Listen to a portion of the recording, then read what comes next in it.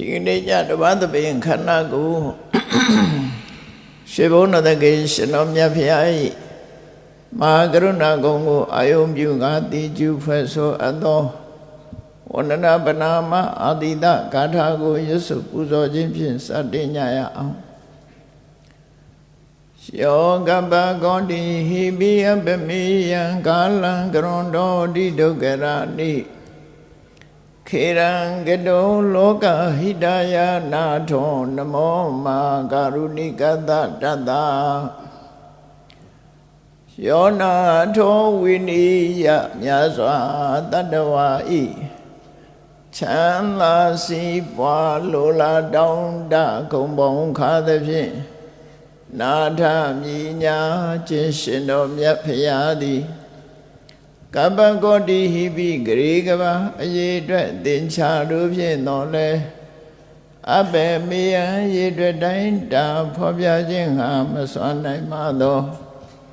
ကာလံလေးအသင်္ချေသိဏိကဘာရှိကြသောကာလပတ်လုံး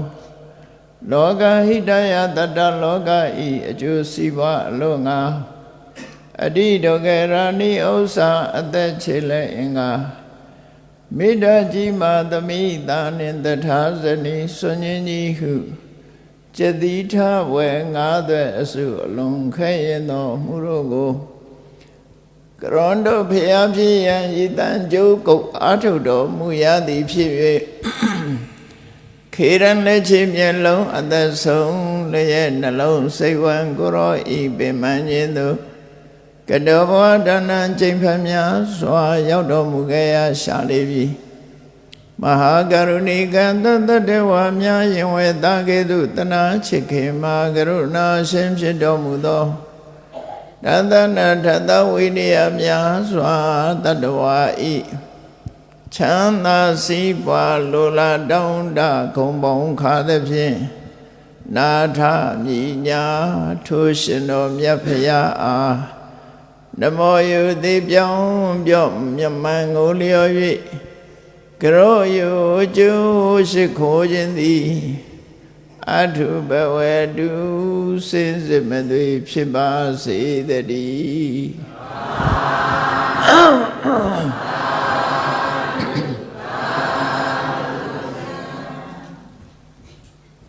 အခွင့်တန်ခိုက်လုံးနာဆိုင်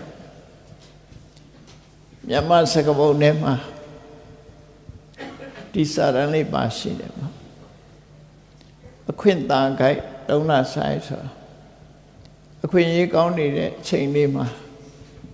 လှုပ်တဲ့လှုပ်ထိုက်တာကိုလှုပ်ကြဖို့လို့ဆိုတဲ့အထိပ္ပယ်ဘယ်ရပဲဖြစ်ဖြစ်အခွင့်သားတယ်ဆိုအခွင့်ကောင်းရနေတယ်ခွင့်ကောင်းရနေတဲ့အချိန်လေးကိုလှုပ်လိုက်တဲ့အခါမှာကောင်းကျိုးချမ်းသာတွေရရှိနိုင်တယ်ခွင့်ကောင်းဆိုဒီမှာလည်းပဲလူတွေရဲ့တဏ္ဍာမှာ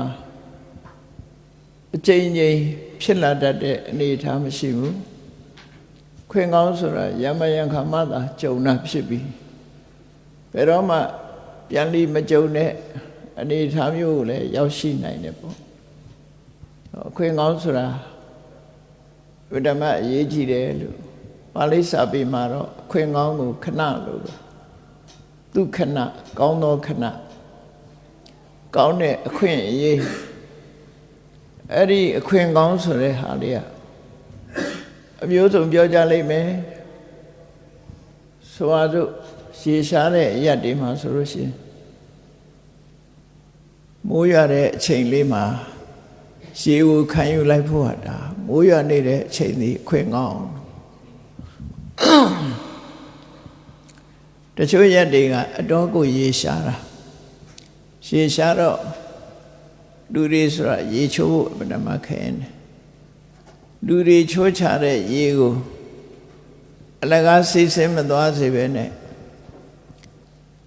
တခုနဲ့ခန်းထားပြီးအဲ့ဒီရေကိုနွားတိုက်ကြရတာနွားရေတိုက်ရတာတို့ဘာလို့တချို့ရက်ဒီမှာအဲ့တိုင်းရေလဲတစီရဖို့အတွက်တနေ့ကုန်တနေ့ကကျိုးပန်းအထောက်ကြရတဲ့အရက်တွေလည်းရှိတယ်ဘုန်းကြီးတို့တခါမြင်းညံတဲ့ဘက်ကိုခီးသွားတော့ ခလန်းလန်းကြည့်လိုက်တဲ့အခါလူတွေဖွေးဖွေးလှုပ်လို့လဲတွေနဲ့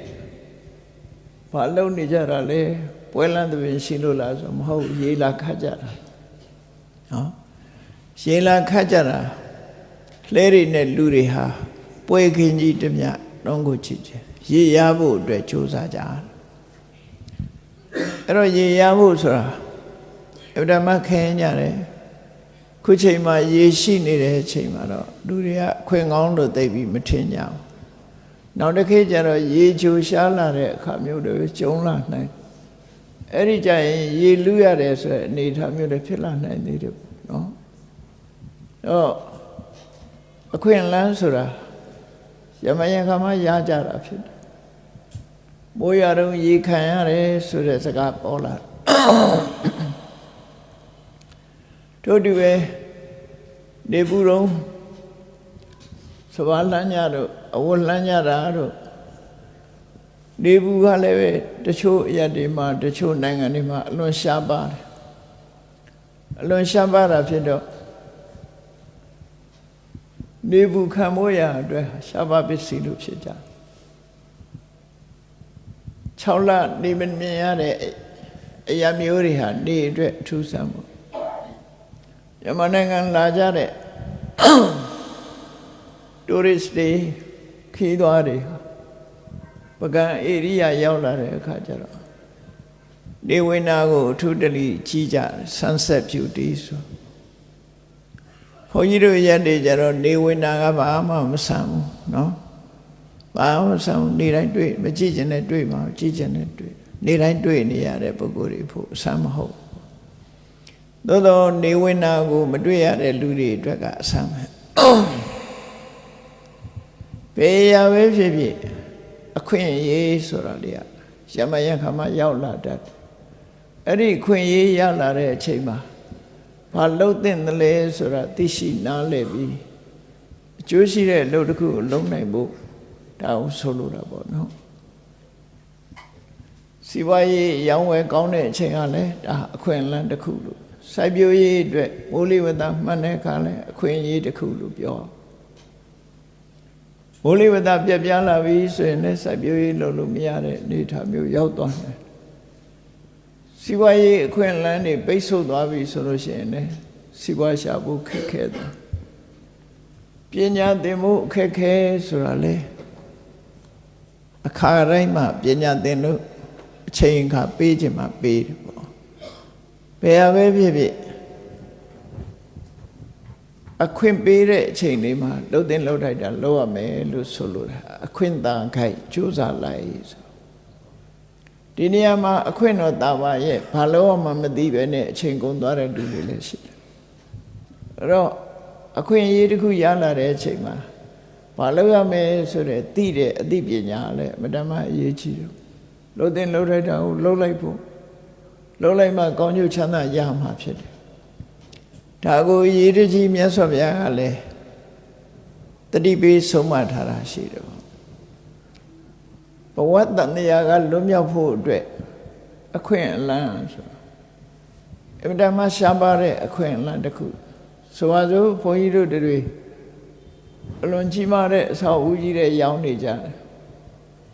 ဘယ်ပဲကြည့်ကြည့်လေးပဲလေးတန်းအပေါ်ရောအောက်ကရောအကုန်ပိတ်ဆို့ထားတယ်အဲ့လိုအဆောက်အဦကြီးတွေမှာပိတ်လောင်ထားခြင်းခံရတဲ့အခါမှာအခွင့်အလမ်းဆိုတာထပ်ပေါက်လေးကိုပြမဲ့လူတယောက်ရောက်လာလို့ရှိရင်အဲ့ဒါအခွင့်အလမ်းတစ်ခုပဲထွက်ဖို့ရအတွက်အဲ့လိုထွက်လမ်းမရှိဘူးဆိုလို့ရှိရင်ဒီအဆောက်အဦတွေမှာပဲဒုက္ခရောက်ကြတယ်အခွင့်အလမ်းလို့ခေါ်တယ်ဆောက်ဦးတစ်ခုမီးလောင်နေတယ်ဆိုရင်ထပ်ပေါက်မတွေ့နိုင်မတွေ့ရင်လည်းဒုက္ခရောက်မှာသိချာထို့တူပဲတန်တရားထဲမှာလူဖြစ်နေကြတော့ဘုန်းကြီးတို့တွေဘာလူမျိုးပဲဖြစ်ဖြစ်ဘယ်နိုင်ငံသားပဲဖြစ်ဖြစ်ဘယ်ဘာသာဝင်ပဲဖြစ်ဖြစ်ဝိဉ္ဇနာခြင်းသိခြင်းဆိုတဲ့ဆင်းရဲဒုက္ခတွေနဲ့ပိတ်လောင်ထားခြင်းခံရတယ်ပေါ့ဘယ်သူမှယုံထွက်လို့မရဘူးဒီထဲမှာဘယ်သူမှယုံထွက်လို့မရဘူး အဲ့လိုယုံထွက်လို့မရတဲ့ဝိညာဉ်ချင်းသိခြင်းလို့ဆိုတဲ့ဆင်းရဲဒုက္ခတွေနဲ့လောင်ပိတ်နေတဲ့နေရာကြီးမှာဝိညာဉ်ချင်းသိခြင်းကလွတ်ကင်းတဲ့နေရာဟာဟောဒီလမ်းပေါ်တက်ပြီးဒီကနေသွားလို့ရှိရင်ထွက်ပေါက်တွေးနိုင်တယ်ဆိုလမ်းညွန်ပြတဲ့ပုဂ္ဂိုလ်ဟာပြလို့တကယ်လဲထွက်ပေါက်ရသွားတယ်ဆိုအဲ့ဒါအခွင့်အလမ်းတစ်ခုအဲ့ဒီလိုအခွင့်အလမ်းပြတဲ့အခါမှာယုံကြည်သူမယုံကြည်သူနှမျိုးရှိတယ်မယုံတဲ့လူကမဖြစ်နိုင်ပါဘူးဆိုမလိုက်ဘူးဒါလည်းအခွင့်အလမ်းဆုံးရှုံးသွားခြင်းပဲအဲ့ဒီလိုယမယံခလောကမှာအလင်းရောက်ပေးနိုင်တဲ့ပုဂ္ဂိုလ်သူပုဂ္ဂိုလ်မြတ်တွေပေါ်လာလို့လူတွေကြုံတွေ့နေရတဲ့ဘဝဆက်ဝန်းကြီးတွေမှာထွက်ပေါက်ကိုတစ်ခါဖော်ပြတာရှိတယ်အဲ့ဒီထွက်ပေါက်ပြလိုက်တဲ့အချိန်လေးမှာထိုထွက်ပေါက်ရှိတဲ့နေရာကိုရောက်ရှိအောင်သွားဖို့ဗဓမ္မအရေးကြီးတယ်အဲ့ဒါမျိုးကိုခွင့်လန်းလို့ခေါ်တယ်ဒီအခွင့်အရေးနဲ့ပတ်သက်ပြီးတော့လေဒီဆရာတော်ကြီးကတတိပေးဆုံးမထားတဲ့ကြပြလေးတွေမှာအဆုံးသတ်တွေရှိတယ်ခွင့်သာခိုက်မှမလိုက်ခြင်းလင်အမိုက်နှင့်ပြင်ရှိသေးလေလေခွင့်သာခိုက်မှမလိုက်ဘူးဆိုရင်မင်းမိုက်ထားကြမယ်ပေါ့ခွင့်သာဒုံမှမယုံခြင်းလင်အရှုံးနှင့်ပြင်ရှိသေးလေလေခွင့်သာဒုံမယုံဘူးဆိုရင်ဒီအရှုံးကမင်းနဲ့ပို့ပြီးတော့ရှုံးတဲ့လူလောကမှာရှိမှာမဟုတ်ဘူးဘယ်ရပဲဖြစ်ဖြစ်ခွင့်သာတဲ့အချင်းအဲ့ဒါလို့တန်တရားဝကလွတ်ကင်းမှုအခွင့်သာတဲ့အချိန်ဆိုတာအလုံးကိုကြာညောင်းမှတွေ့ရတယ်စီးပွားရေးအခွင့်အလမ်းတွေဆိုတာတွေ့တတ်ပါရဲ့ပညာရေးအခွင့်အလမ်းတွေဆိုတာလည်းအလွယ်တကူနဲ့တွေ့ပါရဲ့စိုက်ပျိုးရေးအခွင့်အလမ်းရောင်းရေးဝယ်တာအခွင့်အလမ်းဆိုတဲ့ကျန်တဲ့အခွင့်အလမ်းတွေကမကြာခဏကြုံတတ်ကြတယ်သို့တော့တန်တရားဝကလွတ်ဖို့လမ်းပြတယ်ဆိုတဲ့အလင်းရောင်ရတဲ့အခွင့်အရေးကတော့မတမရှာပါတယ်လို့ပြောဘာသာတိုင်းဟာတန်တရားကလွတ်ကင်းဖို့လမ်းပြနိုင်စွာမရှိဘူးပြတော့ပြကြတယ်ဒီနိဋ္ဌာလို့ဆိုတဲ့ဘဝတစ်ခုအပြည့်သက်ဆိုတဲ့စကားလုံးမှာနိဋ္ဌာပြည့်စုံခြင်းတန်တရားဝကလွတ်ကင်းခြင်းလို့ဆိုတဲ့တနည်းအားဖြင့်ပြောမယ်ဆိုရင်ပါဠိဘာသာမှာမောက္ခတက္ကရာစကားနဲ့ပြောရင်မောက္ခလို့ခေါ်တယ်အဲ့ဒီမောက္ခဆိုရယ်လွတ်မြောက်တယ်ဆိုတဲ့နေရာဆဲဒုက္ခတွေကလွတ်မြောက်သွားတယ်လို့သတ်မှတ်တာဘာသာတစ်ခုနဲ့တစ်ခုမတူကြဟိန္ဒူဘာသာအနေနဲ့မောက္ခဘာကိုသတ်မှတ်တယ်ဆိုရင်ဝိဇ္ဇာအဝိဇ္ဇာသတ်မှတ်ပုံကစကွဲပြားတယ်အတိညာဆိုဒီမှာဝိဇ္ဇာလို့ခေါ်တဲ့အတိညာဟာတို့တွေကိုသာဝရဖရာလို့ခေါ်တဲ့ပြမကြီးကဖန်ဆင်းတယ်လို့သိခြင်းဟာဝိဇ္ဇာမသိခြင်းကအဝိဇ္ဇာဒါသိအတိညာနဲ့အတိညာမရှိမှုနဲ့ကွဲပြားခြားနားမှုတွေရှိတယ်ဘုရားရဲ့ဆုံးမကြတော့သစ္စာ၄ပါးလို့ခေါ်တဲ့အမှန်တရားကိုသိရှိခြင်းဟာဝိဇ္ဇာအမှန်တရားကိုမသိခြင်းကအဝိဇ္ဇာတော့တတ်မှတ်တယ်အဲ့လိုတတ်မှတ်တော့သစ္စာ၄ပါးကိုသိမှအမှန်တရားကိုတွေ့တယ်လို့ဘုရားရဲ့တန်းစင်ကြတာအလိုဟိန္ဒူဘာသာနဲ့ပတ်သက်လာတဲ့အခါသစ္စာ၄ပါးလို့မဆိုတော့ဘဲနဲ့ဖန်ဆင်းတဲ့ပြမကြီးကိုသိမယ်ဆိုရင်ဒါမောက်ဒီဝိဇ္ဇာလို့ခေါ်တယ်ဖန်ဆင်းထားတဲ့ပြမကြီးနဲ့ကောင်းကင်ဘုံမှာအတူပြန်လဲပေါင်းစုံခြင်းဟာမောက္ခလွတ်မြောက်ခြင်းဘုရားဘာသာမှာတော့အကြောင်းကုန်လို့ခန္ဓာ၅ပါးတွေရပ်ဆိုင်သွားတယ်အကြောင်းတရားတွေကဖန်တီးနေတဲ့ခန္ဓာ၅ပါးဟာနောက်ထပ်ပြီးတော့မဖြစ်တော့ဘူးခန္ဓာ၅ပါးဆိုတော့ဆင်းရဲဒုက္ခအဆုံးသတ်သွားခြင်းဒီမောက္ခအဲ့တော့မောက္ခလို့ပြောတဲ့ လွတ်မြောက်ခြင်းဆိုတဲ့သတ်မှတ်ချက်စံနေရဘာသာတစ်ခုနဲ့တစ်ခုနဲ့မတူကြဘူးမတူဘူး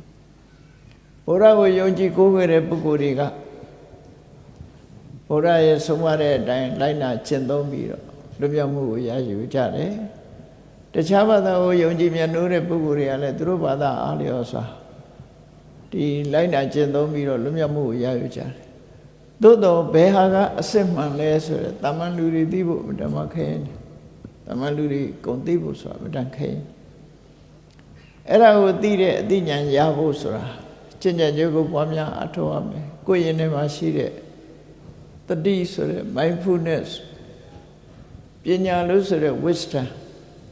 အဲ့ဒီတစ်ခုအသုံးချပြီးတော့အကြောင်းအကျိုးဆင်ခြင်သုံးသပ်နိုင်မှမောက္ခဆက်စွာတွေ့တယ်ပေါ့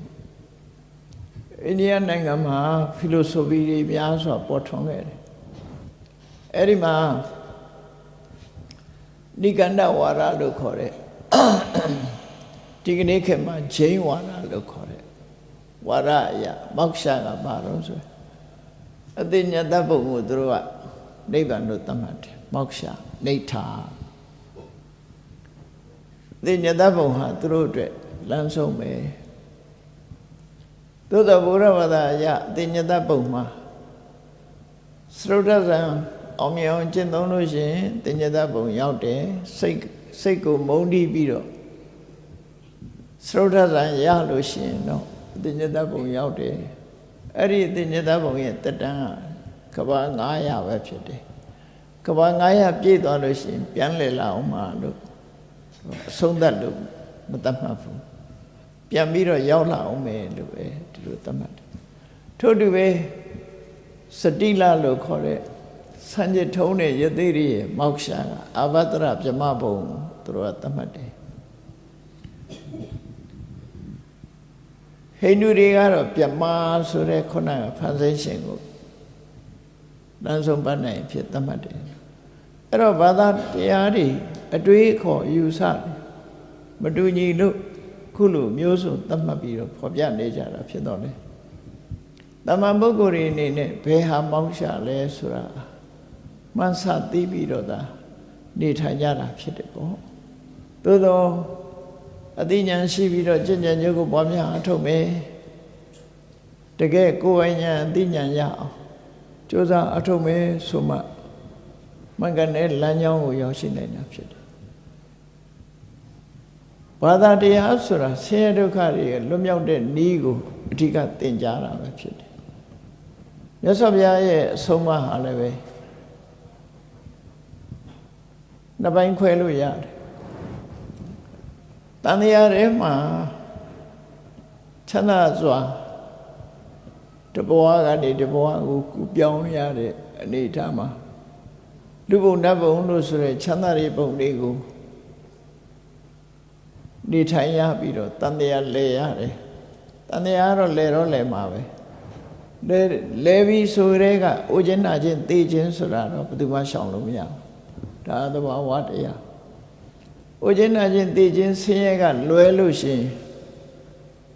ဒါနကောင်းမှုလုပ်တဲ့လူတွေဟာလူဘဝမှာပစ္စည်းဥစ္စာပြည့်ပြည့်စုံစုံချမ်းသာစွာနေရတယ်ဒါအထောက်ကို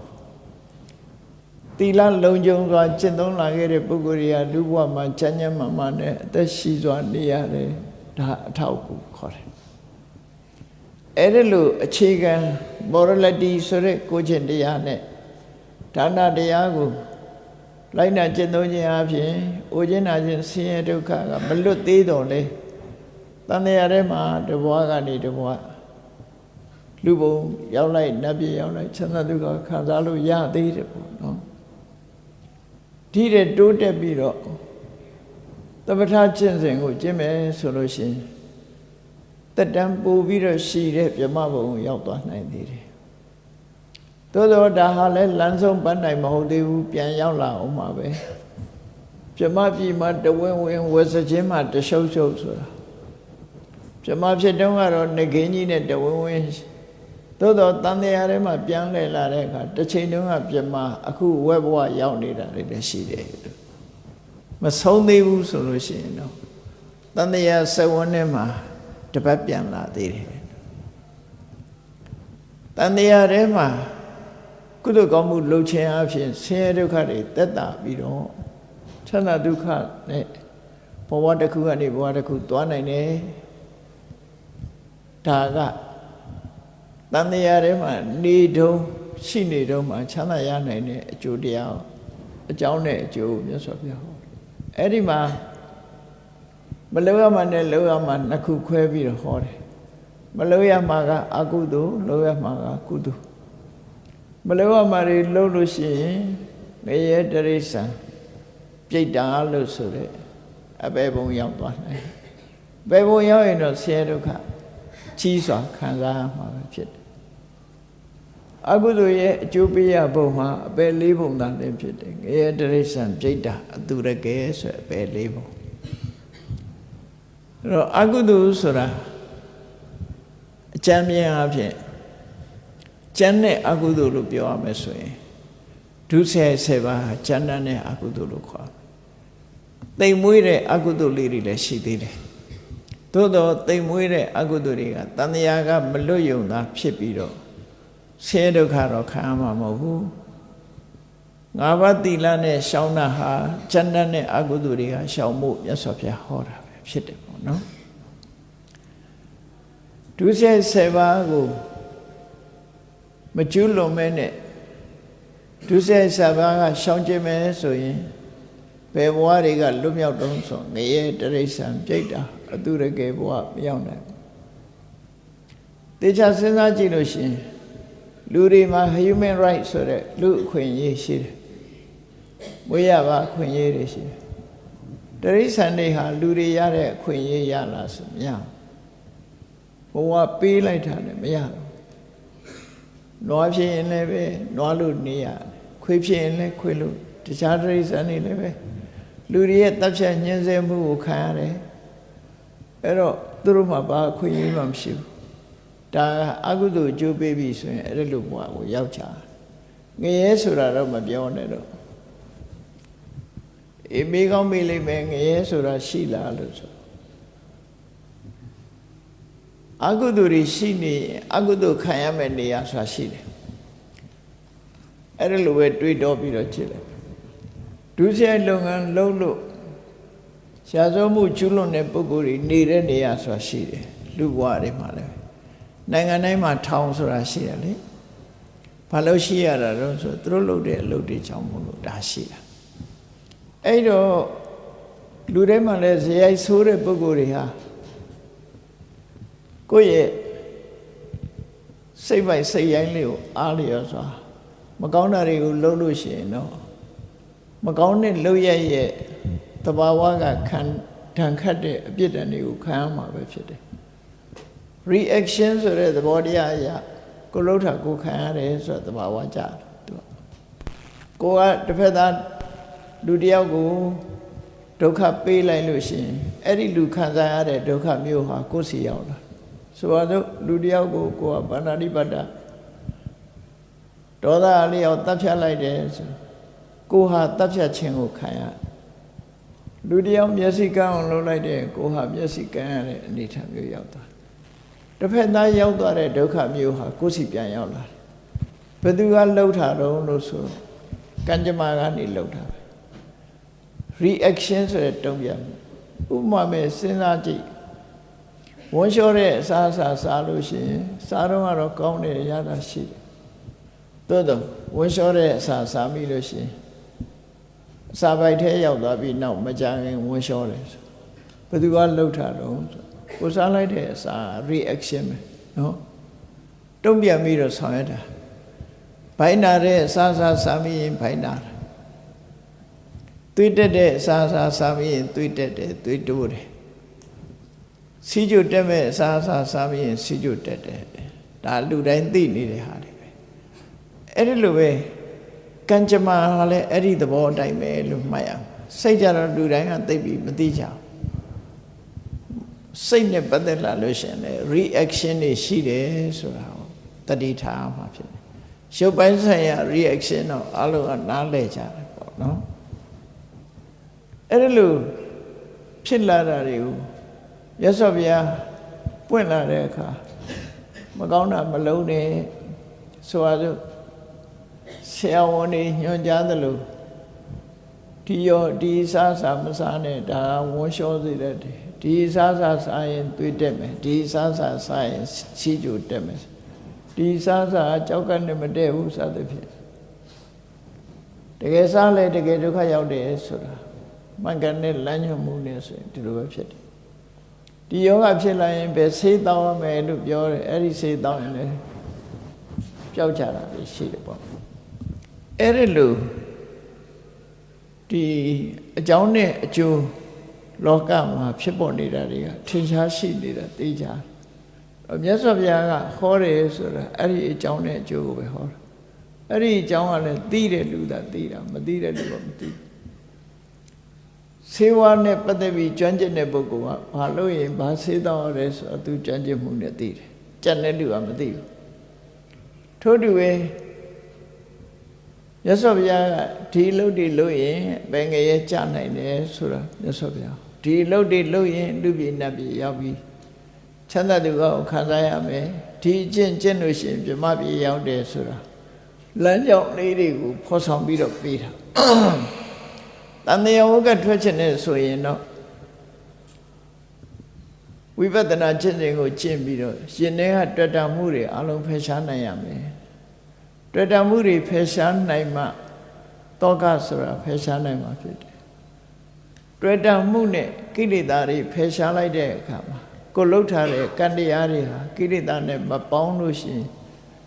ဒီကောင်းကျိုးဆိုးကျိုးဆိုတာမထုတ်နိုင်တော့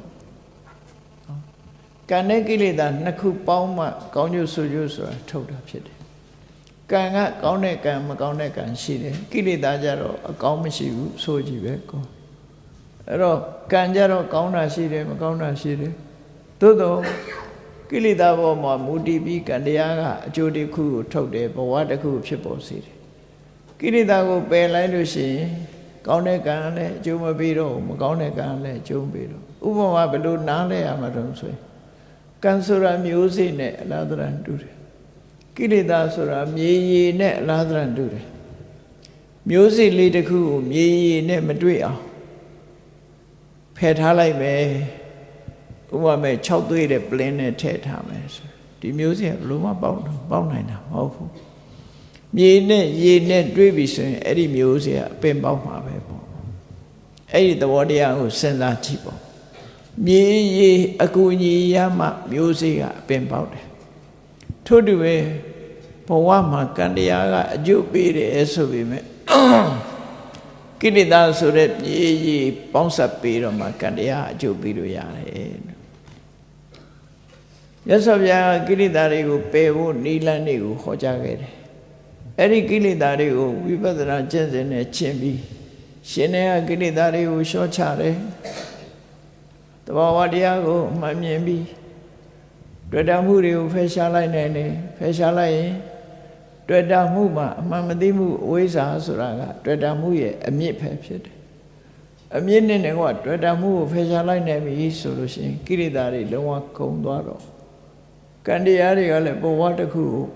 ဖန်တီးနိုင်စွာမရှိကြတော့နောက်ဆုံးမှာမျိုးစေ့ကအပင်မပေါက်လို့ရှိရင်မပေါက်တဲ့အပင်ကပွင့်ပွင့်ချင်းအသီးချင်းဆိုတာမဖြစ်တော့သလိုတန်တရားမှာဆင်းရဲဒုက္ခဇတ်လန်းဟာ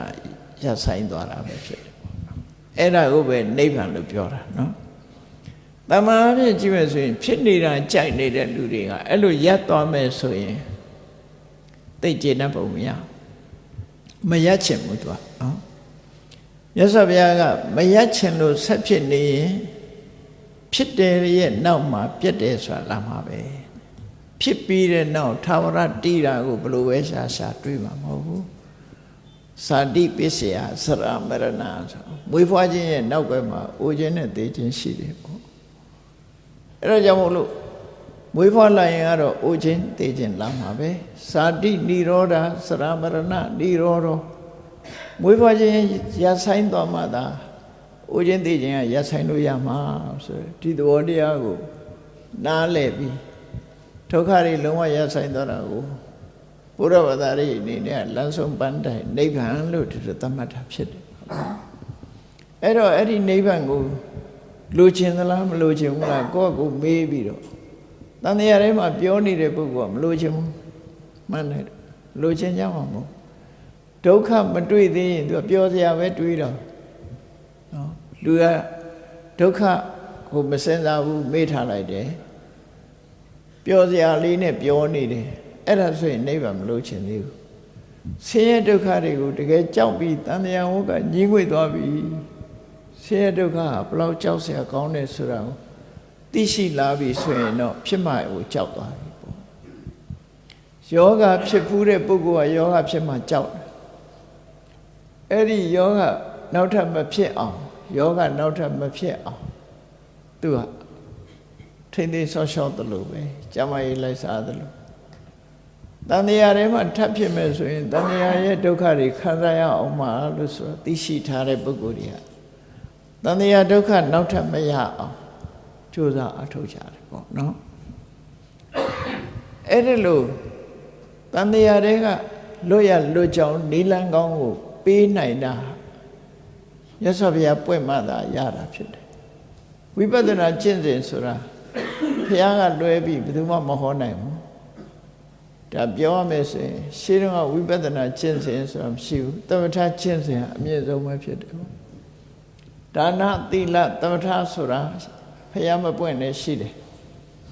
ဝိပဿနာကတော့ဘုရားပွင့်မှသိရတဲ့ကျင့်စဉ်တစ်ခုဒါကနိဗ္ဗာန်လမ်းကြောင်းပေါ်သွားဖို့အတွက်ဝိပဿနာရှောင်လို့မရဘူးလို့ဆိုဒီလမ်းကြောင်းကပဲသွားတယ်ပေါ့အဲ့ဒီအခွင့်အရေးကြီးနဲ့ပတ်သက်ပြီးတော့ဘုန်းကြီးတို့တွေတတိထားဖို့အခွင့်သာခိုက်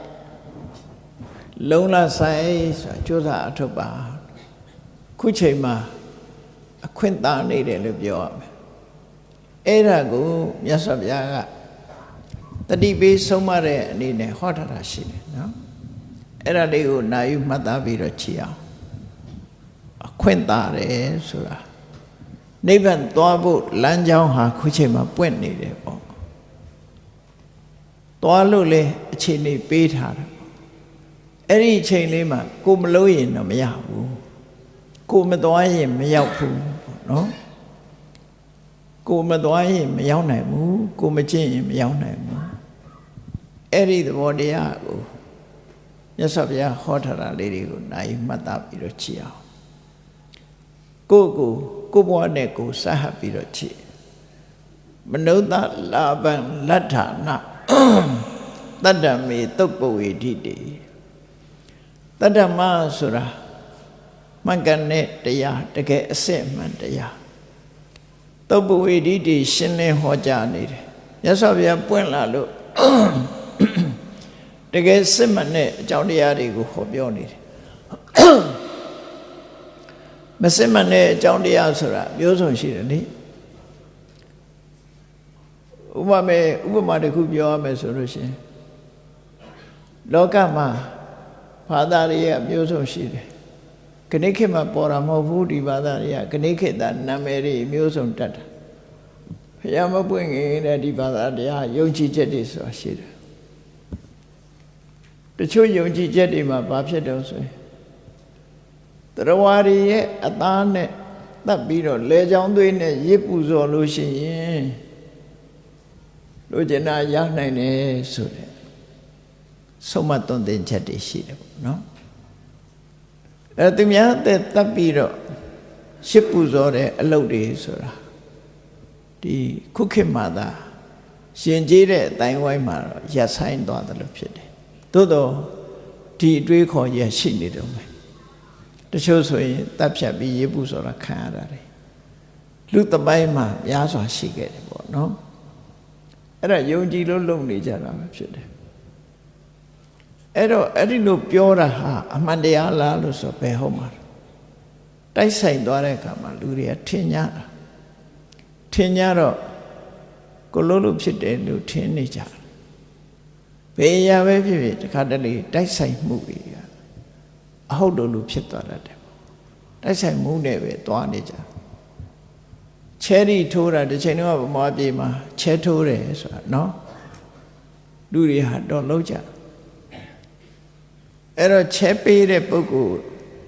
ဘယ်ပုဂ္ဂိုလ်ဘယ်ကနန်ထိုးလိုက်ဆိုတော့ထိုး မတော်တဆပေါက်လာလို့ရှိရင်ဟာမှန်တယ်ဆိုပြီးတော့ဖြစ်တယ်နော်မှန်တယ်ဆိုတာကကျေလောင်သွားပြီမမှန်ဘူးဆိုတဲ့လူတွေကကုတ်နေကြအဲ့တော့နေမြကိုယ်ကစဉ်းစားရမှာအကယ်၍သာအတက်ပေါက်မယ်လို့သိရင် तू က तू တိတ်ထိုးမှာပေါ့ဘယ်သူပြောမှာတော့ရှမ်းပြောလိုက်ပြီးတော့မှန်သွားတာကိုဟာတရားစွမ်းတယ်လို့လူတွေကထင်ကြဗျာတကယ်ကတော့တကယ်အစွမ်းမဟုတ်ဘူးเนาะအဲ့လိုပဲမျိုးစုံလောကမှာမမှန်မကန်တွေကိုအမှန်ကန်လို့ထင်ပြီးတော့ယုံကြည်ကြတာတွေအများရှိတယ်မြတ်စွာဘုရားကတော့အဲ့လိုဟာမျိုးမဟုတ်ဘူးတတ္တမေတကယ်ကိုစစ်မှန်တဲ့တရားကိုသုတ်ပွေတိတွေဖျားပွင့်လို့ဟောကြားနေတဲ့အခါမှာမနုဿလဗ္ဗံလက်ဌာနလူဘဝကိုရရှိလာကြတယ်ဘုန်းကြီးတို့တွေခုမြတ်စွာဘုရားဟောတဲ့တရားတွေဟာခုချိန်ထိအောင်ထင်ရှားရှိနေတယ်အဲ့ဒီတရားဓမ္မတွေထင်ရှားရှိနေတဲ့အချိန်လေးမှာလူဘဝရလာကြပြီနော်လူဘဝရလာကြပြီမြတ်စွာဘုရားကအကယ်၍တရားမဟောဘုရားဟောတဲ့တရားမရှိဘူးဆိုတဲ့နေရာမှာလူဖြစ်ရင်လည်းပဲဒီအမှန်တရားကိုသိဖို့မဖြစ်နိုင်ဘူးမြတ်စွာဘုရားဟောတဲ့အမှန်တရားတော့ရှိတယ်ကိုကလူမဖြစ်ဘူးဆိုရင်လည်းအခွင့်အရေးမရဘူးအဲ့တော့ဘုရားဟောတဲ့တရားတွေကလည်းရှိနေတယ်သိနိုင်ခွင့်ရှိတယ်ကိုယ်တိုင်ကလည်းပဲလူဘဝရနေတယ်ဆိုတော့ဒါအခွင့်ကောင်းလို့ပြောတာနော်ဒါဟာအခွင့်အရေးပဲလို့ဆိုလို့အဲ့ဒါကိုတတ္တမေသုတ်ပွေတိတိမြတ်စွာဘုရားကအမှန်တရားကိုဟောပြောထားတဲ့အချိန်လေးမှာမနုဿလဗ္ဗံလက်ဌာနလူဘဝကိုရရှိပြီးတော့ယေခဏနာရိကိစ္ဆန္တိအဲ့ဒါကိုအခွင့်ကောင်းလို့မသိကြဘူးတဲ့အခွင့်ကောင်းလို့မသိဘူးဒီအချိန်မှာတို့ဟာကြိုးစားလိုက်လို့ရှိရင်နိဗ္ဗာန်ချမ်းသာကိုရသွားနိုင်တယ်အသိဉာဏ်နဲ့ရနိုင်တယ်ဆိုတာဒီအခွင့်ကောင်းကိုမသိဘူးမသိတဲ့အခါကျတော့အတိနာမင်းတိတေခဏအဲ့ဒီပုဂ္ဂိုလ်တွေဟာအခွင့်ကောင်းကြီးကိုလက်လွတ်ဆုံးရှုံးသွားပါဘုရားဟောတဲ့တရားကလည်းကြာရှိစွာရှိနေမှာမဟုတ်ဘူးကိုယ်ကလည်းလူဘဝကိုအမြဲတမ်းရနေမှာမဟုတ်ဘူးဟောအခွင့်ဟာနှစ်ခုစလုံးစုံစည်းနေတဲ့အချိန်လေးမှာလှုပ်တဲ့လှုပ်ထိုက်တာမလှုပ်လိုက်ဘူးဆိုလွှဲချော်သွားနိုင်တယ်ဒါပြောတာနော်လွှဲချော်သွားနိုင်တယ်ဘဟုဟိအခဏဝုဒ္ဓမက္ခတအန္တရာယေကာမင်္ဂနဲ့လမ်းစဉ်ရဲ့အနှောင့်အယှက်ဖြစ်အခွင့်အရေးမရနိုင်တဲ့အခြေအနေတွေဟာလောကမှာအများကြီးပဲတဲ့အခွင့်မသာတာအဲ့တော့အခဏဆိုတာမင်္ဂနဲ့အခွင့်အလမ်းမဟုတ်ဘူးဆိုပါစို့လောကမှာဘုရားကပွင့်နေတယ်သစ္စာလေးပါးတရားကိုဟောနေတယ်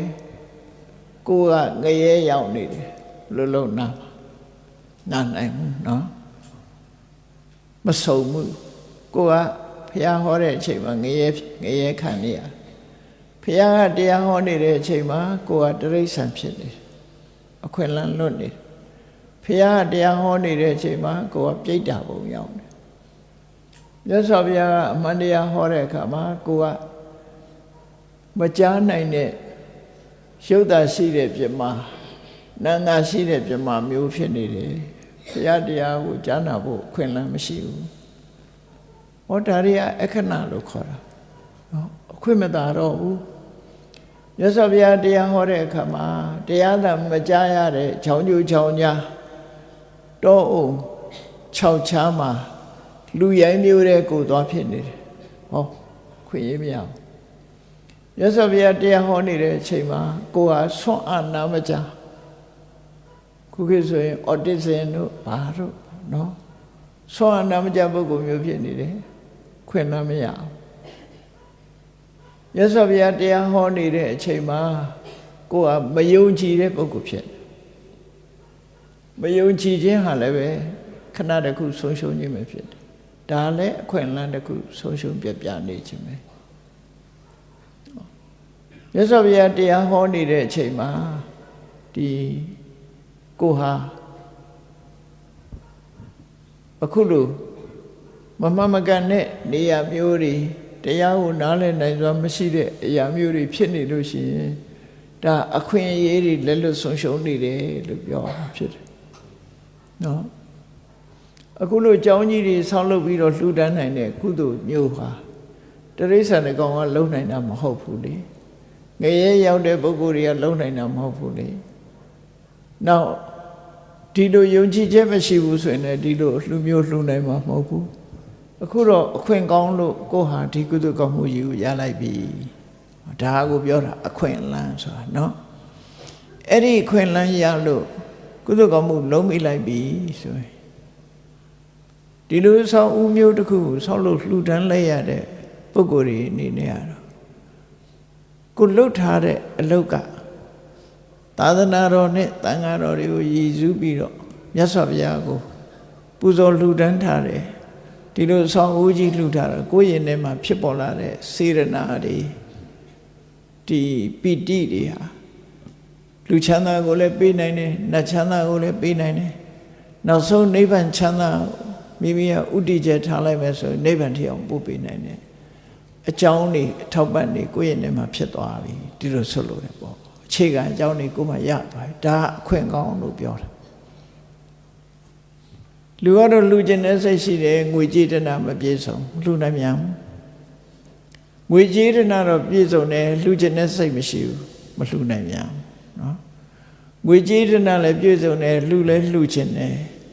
လှူစရာနေရာမရှိဘူးမလုံးနိုင်မြန်အခွင့်အလန်းဆိုတာ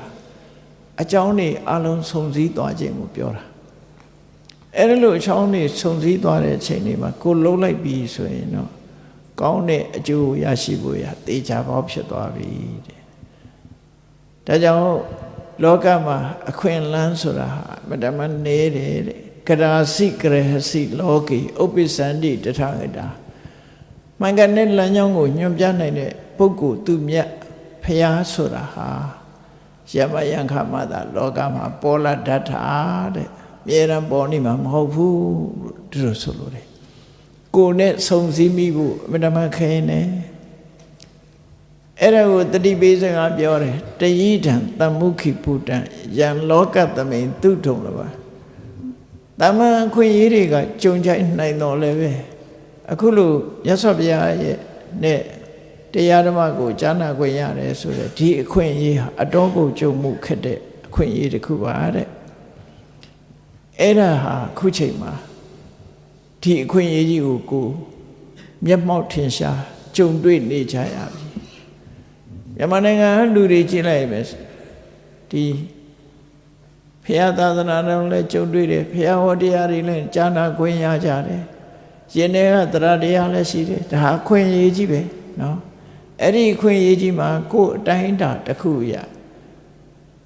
အခွင့်ကောင်းကိုအသုံးချလိုက်မယ်ဆိုလို့ရှိရင်ကုသိုလ်ကောင်းမှုတွေဟာရရှိသွားမှာပဲဖြစ်တယ်ရှင်ထဲမှာကုသိုလ်ကောင်းမှုတွေအများကြီးရတယ်ဒီလိုကြောင်းကြီးမဆောက်နိုင်လို့တို့ကကြောင်းဆောက်တဲ့အခွင့်အရေးမရဘူးလို့ဒီလိုပြောလို့မရဘူးအဆောက်အဦတစ်ခုတမန်အဆောက်အဦတစ်ခုဆောက်လို့ရင်လည်းကြောင်းဆောက်တဲ့အလှလိုမျိုးပဲ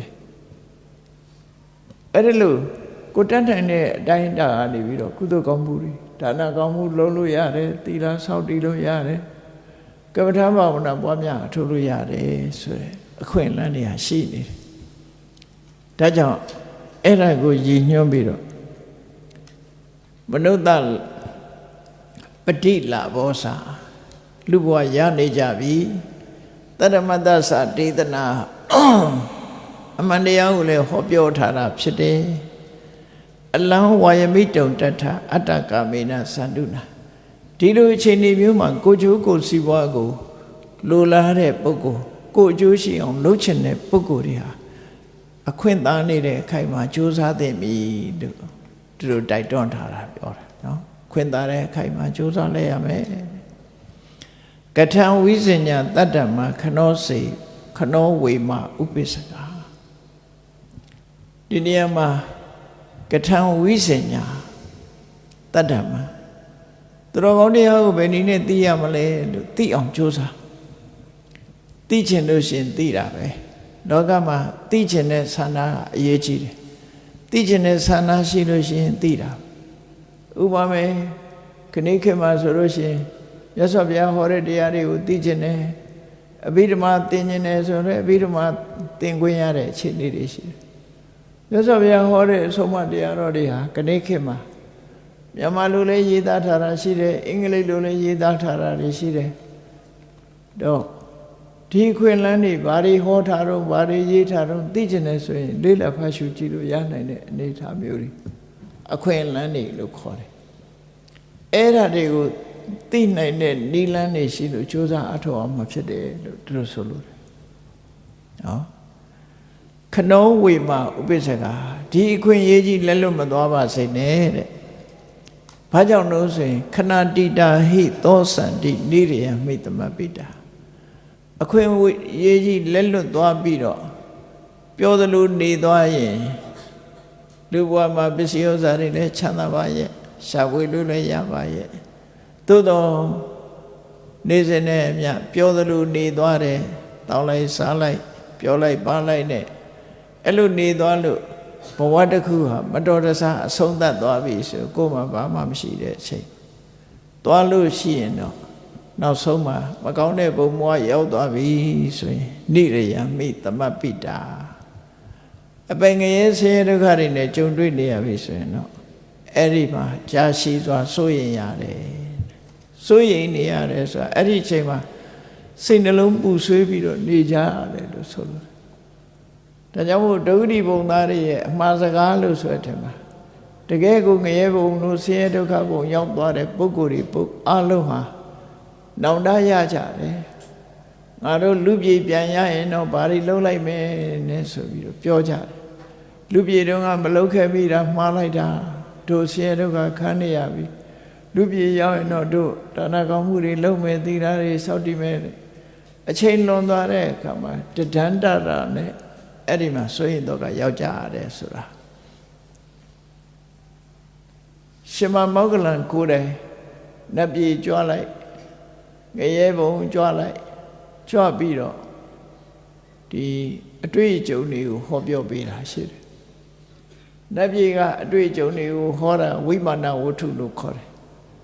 ငရဲဘုံကပြိတ္တာဘုံကအတွေ့အကြုံတွေဟောတာကြတော့ပေတဝတ္ထုလို့ခေါ်တယ်အဲ့ဒီဇတ်လန်းလေးဟာတကယ်ပဲဖြစ်ပျက်ခဲ့တဲ့အကြောင်းအရာတွေကိုဟောထားတာဖြစ်လို့အကြောင်းနဲ့အကျိုးမကောင်းတာလုပ်လို့မကောင်းကျိုးရတယ်ကောင်းတာလုပ်လို့ကောင်းကျိုးရတယ်ဆိုတာဟာဒါစစ်မှန်တဲ့အကြောင်းနဲ့အကျိုးဖော်ပြခြင်းပဲဖြစ်တယ်အဲ့ဒီပုဂ္ဂိုလ်တွေဟာဆင်းရဲဒုက္ခကြုံနေတဲ့အခါမှာနောင်တပူပန်ပြီးတော့စိတ်နှလုံးထဲမှာဆင်းရဲဒုက္ခကြုံကြရတယ်ငါတို့မလုံးမိတာမှားလိုက်လေခြင်းဆိုပြီးနော်အဲ့ဒါလိုဖြစ်ကြရတယ်အဲ့ချိန်မှာဘာလုပ်လို့ရဘာလုပ်လို့မရတော့လွန်သွားပြီဘာမှလုပ်လို့မရတော့ဘူးအဲ့ဒါကိုပြောတာခဏတိတာဟိသောစန္တိအခွင့်ကောင်းကြီးကိုအခွင့်ကြီးဟာဆုံးရှုံးလွန်မြောက်သွားပြီဆိုရင်နဲ့ကောင်းတာမလုံးမိသည့်အတွက်ကြောင့်ပင်ငရဲကြပြီးတော့ဆင်းရဲဒုက္ခကြီးစွာခံစားပြီးစိတ်ဆိုရင်တော့ကရောက်ကြရတယ်တဲ့ဒါကြောင့်မို့အခုလိုခွင့်ကောင်းတဲ့အချိန်လေးမှာဣဒစေနံဝိရဒေတိတတ္တမတ္တနိယမတ္တသူတော်ကောင်းတရားမှာခိုင်မာတဲ့ယုံကြည်ချက်ခိုင်မာတဲ့သဘာဝရအောင်မြတ်စွာဘုရားပေါ်မှာခိုင်မာတဲ့ယုံကြည်ချက်နဲ့ခိုင်မာတဲ့ပညာအဆုံးပြောမယ်ဆိုရင်သောတပန်ဘဝမျိုးယုံကြည်မှုခိုင်မြဲသွားတဲ့အနေအထားမျိုးရအောင်လုပ်တဲ့နဲ့မလုပ်ဖဲလွဲချော်သွားမယ်ဆိုရင်တဲ့လုံနိုင်ရဲ့တန်းနဲ့မလုပ်ဖဲလွဲချော်သွားမယ်ဆိုရင်ဝါနိဇောဝအတိတထောစိရတံအနုတပိတတိရတာတော့ကမယူလိုက်ဖဲနဲ့လွဲချော်သွားတဲ့အခွင့်အရေးတစ်ခုလွဲချော်သွားတဲ့ခုံတယ်တယောက်ဟာအဲ့ဒီကြမှာမလုံးမိတာမှားလေခြင်းဆိုပြီးတော့အစင်ထာဝရစိတ်ပူနေရတတ်တယ်ဒါကြောင့်မို့လုံးမိအောင်ကြိုးစားပါခွင့်ရေးတစ်ခုရအောင်ဆိုပြီးတတိပေးတယ်အဝိဇ္ဇာနိဟုတောပေါ်သောတတ္တမအပရာထိတောဒီ အဝိဇ္ဇာလို့ဆိုတဲ့အသိဉာဏ်ကင်းမဲ့မှုမောဟဆိုတဲ့သဘာဝတရားကလှုပ်တဲ့နာကိုမသိဘူးမလှုပ်တဲ့နာကိုလည်းမသိဘူးမသိုံနေမဲ့မဟုတ်ဘူးလှုပ်တဲ့နာကိုမလှုပ်တဲ့မှုလို့ထင်တယ်လှုပ်တဲ့နာကြတော့မလှုပ်တဲ့မှုလို့ထင်တယ်အဲ့ဒီတော့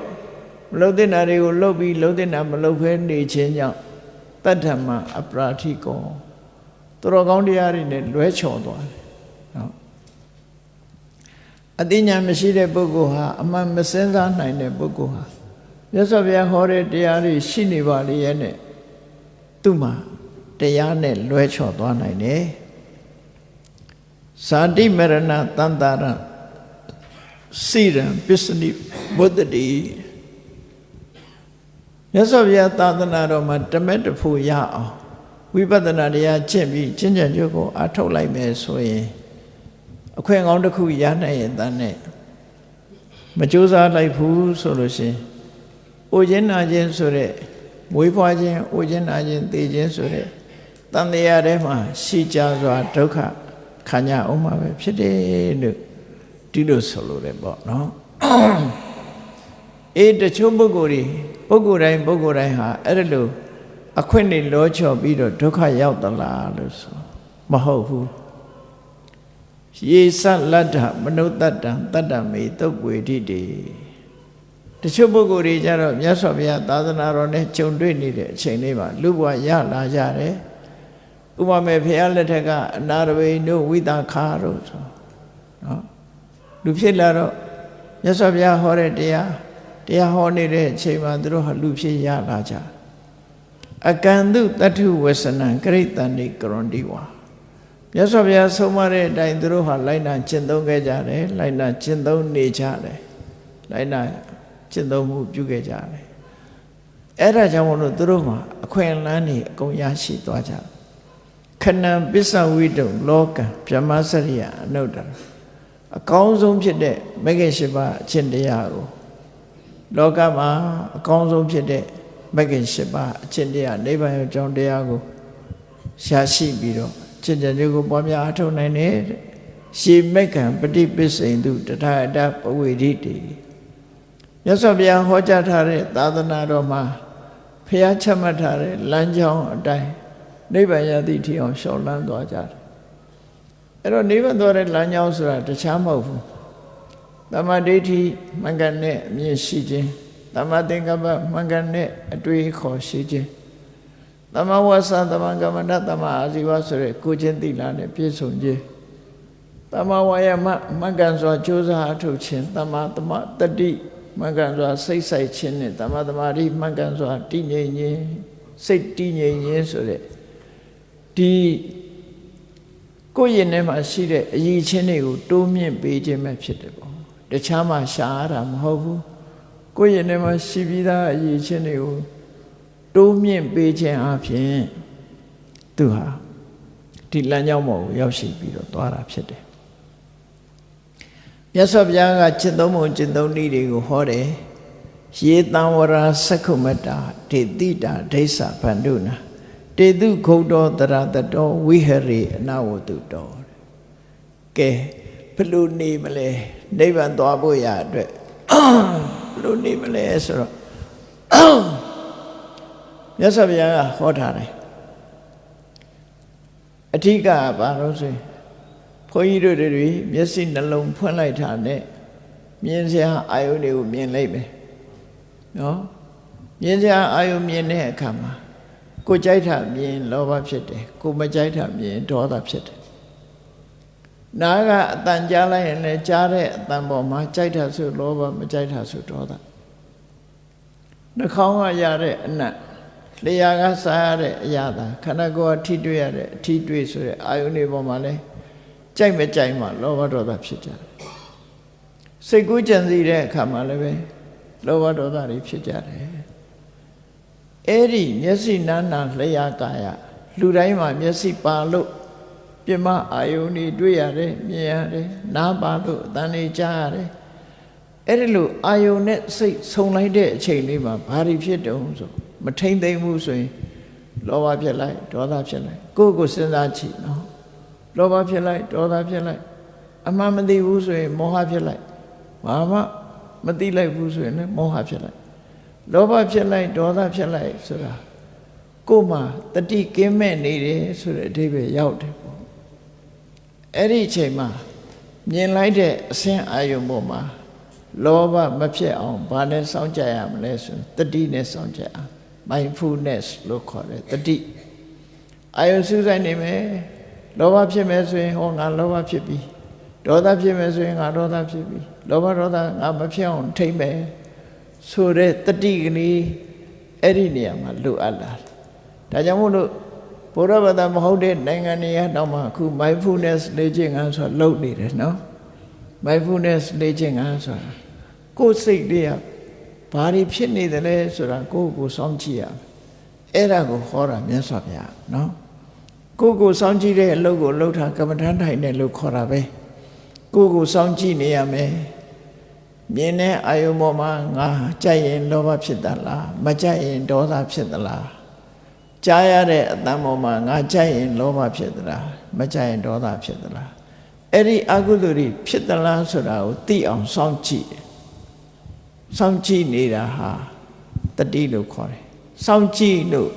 ဘလို့ထင်ရမယ်လို့သိလာတယ်လောဘကိုသိတယ်ဒေါသကိုသိတယ်ပညာလို့တတိတမ္ပစညာလို့ခေါ်တယ်အဲ့ဒီ mindfulness and comprehension ကိုလေ့ကျင့်ရလို့ဒါတရားကျင့်နေဆိုတာအဲ့ဒါလို့ကျင့်ရမှာပဲเนาะအဲ့ဒါလို့မကျင့်ဘူးအခုရေတံဝရာသက္ခုမတာဒေတိတာဒိဋ္ဌာဘာနုနာမြတ်စွာဘုရားကဟောတယ်ဘလို့စောင့်စည်းရမယ်ဆိုတာဟောတယ်စောင့်စည်းတယ်ဆိုတာစိတ်ထဲမှာလောဘမဖြစ်အောင်ဒေါသမဖြစ်အောင်ထိန်းနိုင်ရမယ်ဘာနဲ့ထိန်းမလဲတတိနဲ့ပညာနဲ့ထိန်းရမယ်တတိပညာဘယ်ကရမလဲဆိုရင်လေ့ကျင့်ရမယ်နော်တခြားကဝယ်ယူစရာမလိုဘူးကိုယ်ထဲမှာရှိတဲ့တတိနဲ့ပညာနဲ့စောင့်ကြည့်အဲ့ဒါလို့စောင့်ကြည့်လိုက်လို့ရှင်ဘာဖြစ်တော့တေတုဂုတ်တော်တရတတော်ဝိဟရိနဝတုတော်စောင့်ကြည့်လိုက်တာနဲ့တပြိုင်နက်တတိအမြဲတမ်းရှိနေလိုက်တာနဲ့တပြိုင်နက်မြင်တဲ့အာယုံပေါ်မှာလည်းလောဘဖြစ်တာဒေါသဖြစ်တာမောဟဖြစ်တာမရှိဘူးကြားတဲ့အတန်ပေါ်မှာလည်းလောဘဒေါသမောဟမဖြစ်တော့ဘူးနော်အကုသိုလ်တွေကိုယ်ထဲမှာယင်ထဲမှာဖြစ်လာတာအလွန်နည်းသွားတယ်နောက်ဆုံးမှလုံးဝမဖြစ်တော့ဘူးဆိုဝိဟရိအနဝတုတော်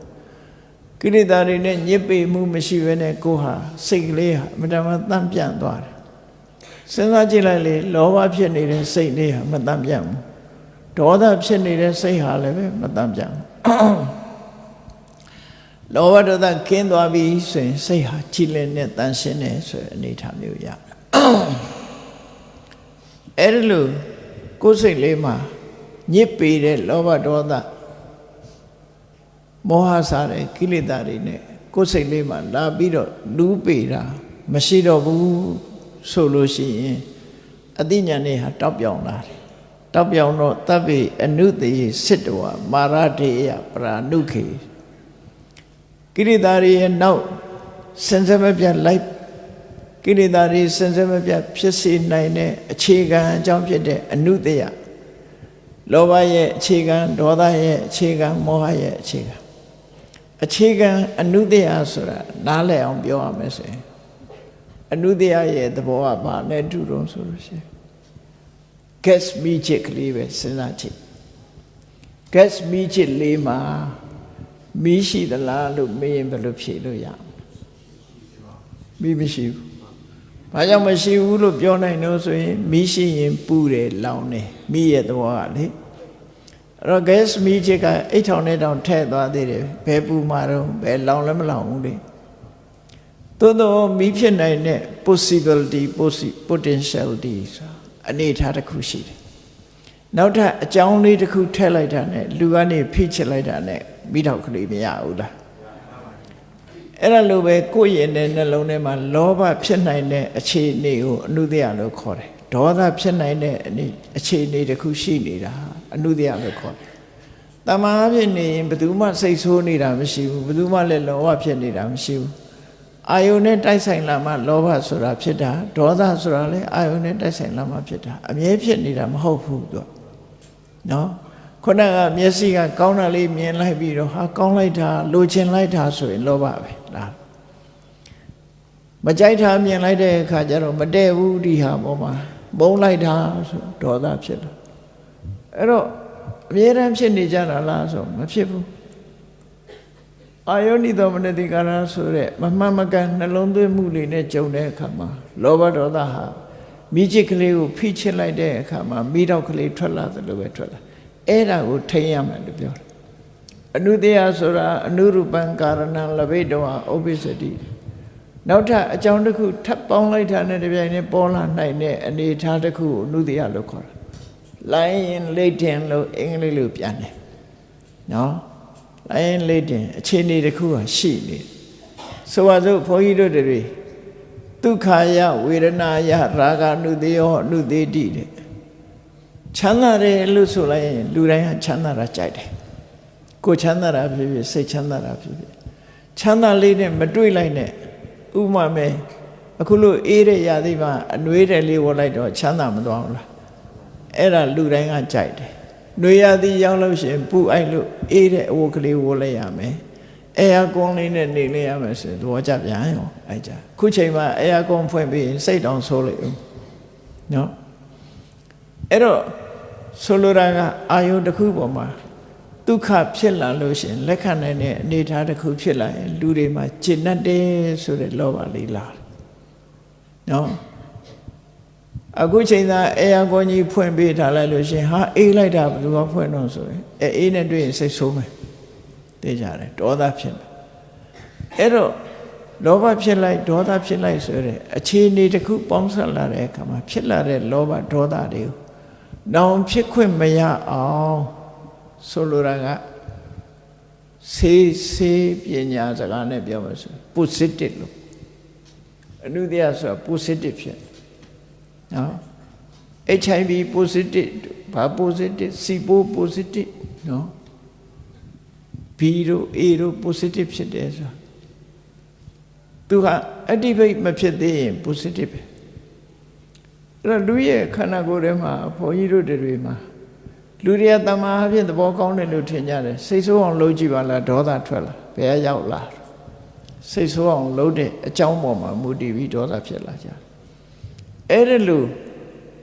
ဖြစ်မလာအောင်ဘယ်လိုပဲစိတ်ဆိုးအောင်လုပ်လို့မဆိုးတော့တဲ့အနေထားဆိုပါစို့ gas မီးချစ်လေးမှာထဲမှာ gas တွေအကုန်လုံးသွန်ပြစ်လိုက်ထက်မထက်နဲ့တော့နော်ပြီးတော့ဘိန်းလုံးကိုလည်းဖြုတ်ပြစ်လိုက်အဲ့ဒီအချိန်မှာလက်နဲ့ပွတ်ချင်နိုင်ပေါ့မီးတောက်ထွက်ပါမလားထွက်တော့ positive ကပျက်စီးသွားပြီ negative ဖြစ်သွားပြီ negative ဖြစ်သွားပြီဆိုရင်တော့မလာတော့အဲ့တော့အနုတ္တယကိုဖြတ်တယ်လို့ဆိုတာဖြစ်နေတဲ့တဏှာရာဂတော့လောဘဒေါသကိုဖယ်တာမဟုတ်ဘူးဖြစ်နိုင်ကြရှိတာကိုဖယ်လိုက်လို့ရှိရင်ဒီလောဘဒေါသတွေကငြိမ်သွားတယ်လို့သူတို့ဆိုလို့ပြပေါ့နော်အခြေအနေကိုဖယ်ရမှာဖြစ်တယ်ပေါ့တပ္ပိအနုတ္တိစစ်တဝါမာရတေယပရဏုခေမမေတရားခန္ဓာနဲ့တန်တရားကိုစင်လျောက်လိုက်ပါတတ်တဲ့အနုတ္တယဆိုတဲ့ကိလေသာတွေကိုလုံးဝဖြတ်တောက်ပြီးတော့ပြစ်ပါတဲ့အဲ့ဒီလိုလုံးဝဖြတ်တောက်ပြစ်နိုင်ပြီဆိုရင်တေဝီပါရင်ကတိလောကေရေပတ္တာအတဝခေယနောက်ဆုံးမှာကိုယ့်ရင်နဲ့နှလုံးထဲမှာစီးဝင်လာနိုင်တဲ့လောဘဆိုတဲ့တရားတွေဒေါသဆိုတဲ့တရားတွေမောဟဆိုတဲ့တရားတွေကိလေသာဆိုတဲ့အတဝတွေပေါ့နော်အဘိဓမ္မာရတော့အတဝတရား၄ပါးတဲ့ဟောတာသုတ္တန်ရပြောမယ်ဆိုရင်ကိလေသာမှန်သမျှအတဝပဲအဲ့ဒီအတဝဆိုတဲ့စီဝင်စေတတ်တဲ့ကိလေသာတွေလုံးဝကုံဆုံးသွားလို့ရှိရင်ဘဝရဲ့တစ်ဖက်ကံဒီဘက်ကံကမငြိမ်းချမ်းမှုဟိုဘက်ကံကငြိမ်းချမ်းတယ်ဒီဘက်ကံကအိုခြင်းနာခြင်းသိခြင်းရှိတယ်ဟိုဘက်ကံရောက်လို့ရှိရင်အိုခြင်းနာခြင်းသိခြင်းမရှိတော့ဘူးဆိုရဲနိဗ္ဗာန်ဆိုရဲဟိုဘက်ကံကိုရောက်သွားနိုင်တယ်လို့အခုလိုမြတ်စွာဘုရားသာသနာတော်မှာဖျားလဲပွင့်နေခေါ်ထားတဲ့တရားတွေနိဗ္ဗာန်အကြောင်းတရားတွေလည်းအမှန်ကန်နေရှိနေတယ်နော်ကိုယ်ကလည်းလူဖြစ်တယ်ယင်ထဲကသရာလည်းရှိတယ်အသိဉာဏ်လည်းရှိတယ်ဘာလို့တော့လှုပ်ဖို့ပဲလိုတယ်လို့ဆိုလိုတယ်နော်လှုပ်ဖို့တစ်ခုတည်းပဲလိုတယ် မိချစ်ဖူးလေးအိတ်ထောင်နဲ့ထည့်ထားတယ်မီးလို့ချင်းဘာလို့သေးတော့နောက်ထပ်ဖိပြီးချစ်ဖို့တစ်ခုလိုနေသေးတယ်အဲ့ဒီအနေထားမျိုးကိုရောက်နေပြီမြတ်စွာဘုရားသာသနာတော်နဲ့လည်းကျုံတဲ့တရားဓမ္မတွေဤစနစ်တွေလည်းရှိတယ်ကိုယ်လည်းလူဖြစ်တယ်အသိဉာဏ်ရှိတဲ့ပုဂ္ဂိုလ်လည်းဖြစ်တယ်နောက်ဆုံးဘာလို့တော့ဆိုကြိုးစားအထောက်ဖို့တစ်ခုတည်းပဲလိုတော့တယ်အဲ့ဒီအနေထားမျိုးကိုရည်ညွှန်းပြီးတော့အခွင့်သာခိုက်ကြိုးစားလိုက်လို့ဒီလိုပြောတာဖြစ်တယ်ပေါ့နော်အဲ့ဒီလိုအခွင့်သာခိုက်မှာကြိုးစားလိုက်ပဲဆိုရင်ကောင်းကျိုးချမ်းသာတွေနောက်ဆုံးမှနိဗ္ဗာန်မရသေးရင်လည်းနိဗ္ဗာန်ကြောင့်မို့ရောက်သွားမယ်နော်တန်တရားဘောကဆင်းရဲဒုက္ခတွေသက်သာသွားမယ်အကျိုးအမြတ်ကတော့တစ်ခုမဟုတ်တစ်ခုတော့ရှိတော့အဲ့ဒါလို့ရှိလာအောင်ဘုန်းကြီးတို့တွေမှတ်တမဲ့မနေပဲနဲ့အခွင့်သာကိုင်းမှာကြိုးစားကြမှာဖြစ်တယ်လို့ကိုစီတတိထားပြီးတော့ခွင့်သာကိုင်းမှာကြိုးစားအားထုတ်နိုင်ကြပါစေကုန်သတည်း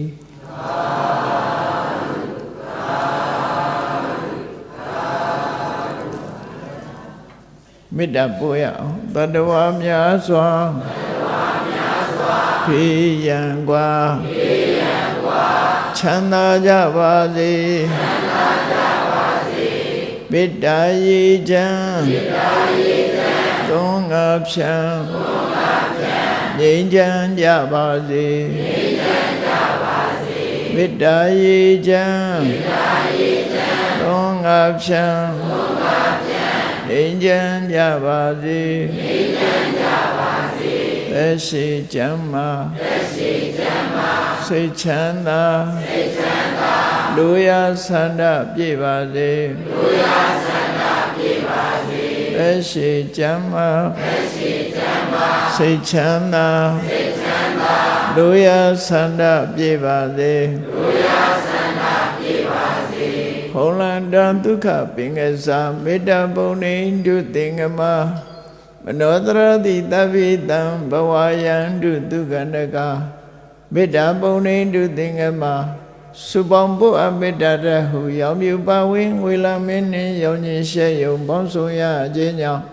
သဗ္ဗိတံကျွေးမဲ့ဥဒ္ဓုံလုံးစုံများစွာတတ္တဝါတို့၏မနောတရတိမြင်မြန်ဖြူစင်အေးကြည်လင်းသည့်ရေစင်ပြည့်တင်းစိတ်နှလုံးတည်ဟုသောရေအိုင်ကြီးအတွင်၌ဒုက္ခပင်အစာစင်ထောရအိမြจิตာတာယာပွင့်လန်းချမ်းသာဒုက္ခတည်ဟုသောကုမုဒ္ဒရာကြာပန်တို့သည်ဖုံးလန္တဝန္တာရွှေမြူဝမုံလူလျက်ကြည်နူးပွဲကြုံဖူးပွေးညကုန်သည်ဖြစ်၍ဒုက္ခနကလေအောင်လေးတဲ့ရောရှက်သင်ပြန်ပိဋိတိဟုသောယနံတို့သည်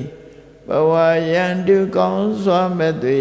ကြိုင်လိုက်၍နေကြပါစေကုန်သတည်း